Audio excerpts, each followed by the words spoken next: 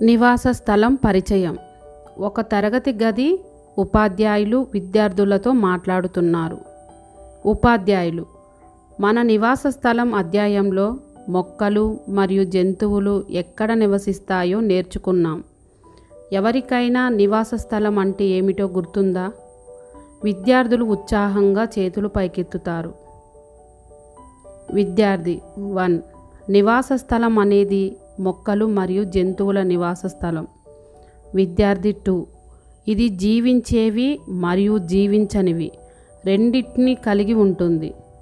ఉపాధ్యాయులు: అద్భుతం, మన జాబితాలో ఇంకొన్ని అంశాలు జోడించుదాం. బ్లాక్ బోర్డుపై ఇలా రాసి ఉంటుంది: నివాస స్థలం అనేది జీవజాతులు బయోటిక్ మరియు అజీవ పదార్థాలు అబయోటిక్ కలిపి ఏర్పడుతుంది. నివాస స్థలం పర్యావరణ వ్యవస్థ ఎకోసిస్టమ్.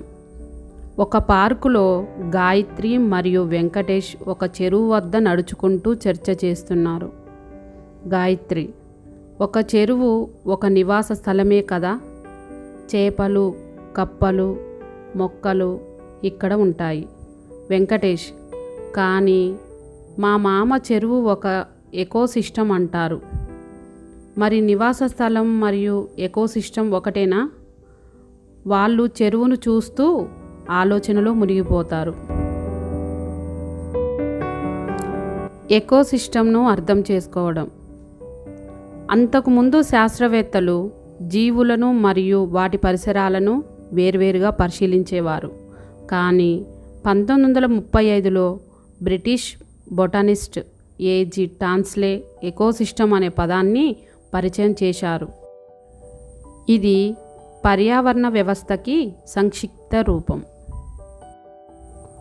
ఒక ఎకోసిస్టమ్ అనేది నివాస స్థలాన్ని మరియు జీవులు ఎలా జీవించనివి, నీరు, సూర్యకాంతి, మట్టి లాంటి వాటితో పరస్పర చర్యలు కలిగి ఉంటాయో అన్నిటినీ కలిపినదే కాబట్టి గాయత్రి చెప్పింది. నిజమే, నివాస స్థలాలు ఎకోసిస్టంలో భాగం. కానీ వెంకటేష్ కూడా తప్పు చెప్పలేదు. ఎందుకంటే చెరువు ఒక నివాస స్థలం మాత్రమే కాదు, అది ఒక సజీవమైన ఎకోసిస్టమ్ కూడా. అన్నీ పరస్పర సంబంధం కలిగి ఉంటాయి. ఉపాధ్యాయులు: ఇప్పుడు మీకు తెలుస్తుంది కదా అన్నీ ఎలా పరస్పర సంబంధంలో ఉన్నాయో. నివాస స్థలం అనేది ఎకోసిస్టంలో ఒక భాగం మాత్రమే.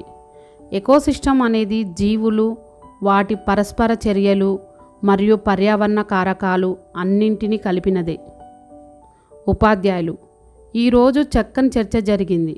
ప్రకృతిని గమనిస్తూ లోతుగా ఆలోచించడాన్ని కొనసాగించండి.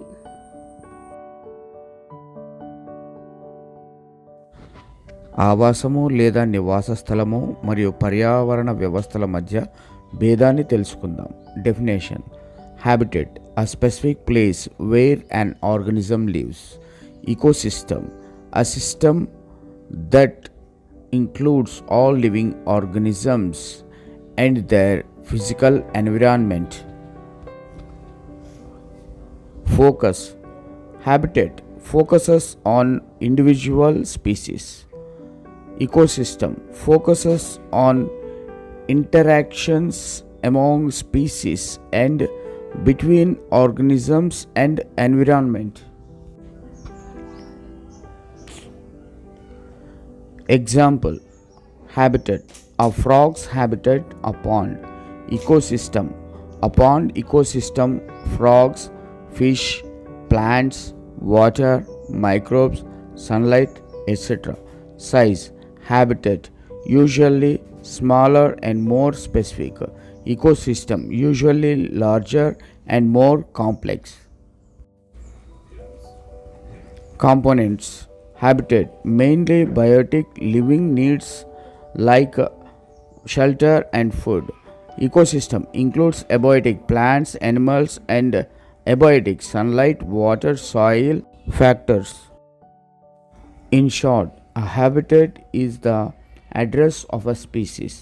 An ecosystem is the community and environment that includes many species acting together.